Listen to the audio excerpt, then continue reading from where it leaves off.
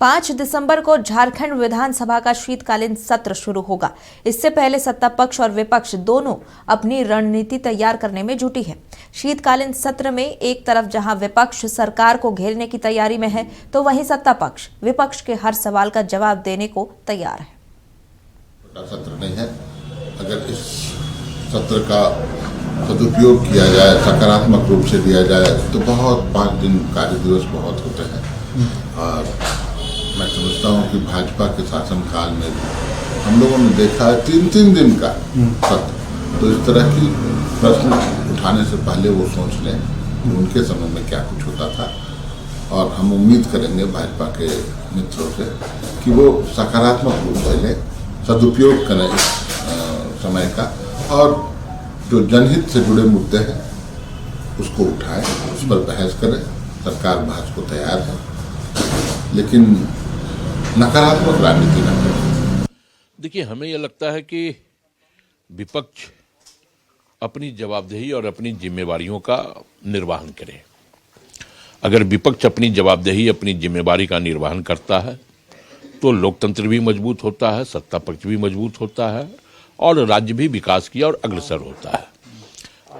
लेकिन विपक्ष सिर्फ और सिर्फ सत्ता पक्ष के ऊपर अगर प्रश्न ही खड़ा करने के लिए है तो विपक्ष को भी अपनी गिरेबान में झांक करके देखना चाहिए। और हमें लगता है कि हम उन तमाम मुद्दों को पूरी प्रखरता के साथ विपक्ष के प्रश्नों का जवाब देने का काम करेंगे, जिन मुद्दों को लेकर के सदन में विपक्ष आएगी।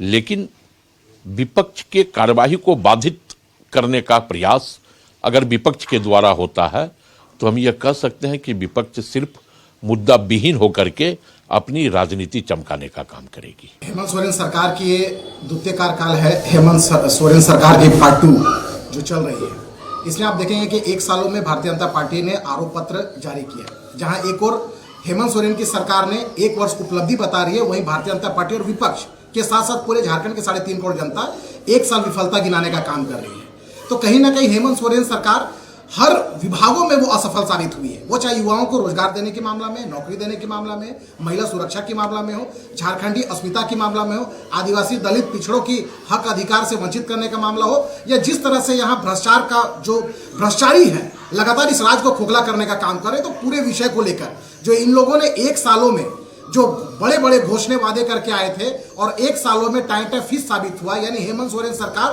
पूरी की पूरी फिसड्डी साबित हुई। इसको लेकर पूरी की पूरी एनडीए यानी विपक्ष, भारतीय जनता पार्टी, आजसू और उनके सभी सहयोगी दल के सभी विधायक एक स्वर में झारखंडी अस्मिता, झारखंड के 3.5 करोड़ जनता की आवाज बनकर ये आगामी शीतकालीन सत्र में जोरदार तरीके से अपनी बात को रखेगा और सरकार को हमेशा याद दिलाते रहेगा कि अपने राज्य की आवाम को जिस तरह से आपने बड़े बड़े वादे करके, बड़े बड़े घोषणा करके, झूठे वादे करके आप सत्ता में आए हैं, वो वादा को हमेशा हम लोग याद दिलाते रहेंगे और हेमंत सोरेन सरकार को वादा ही नहीं, वो काम कराने पे मजबूर भी करते रहेंगे।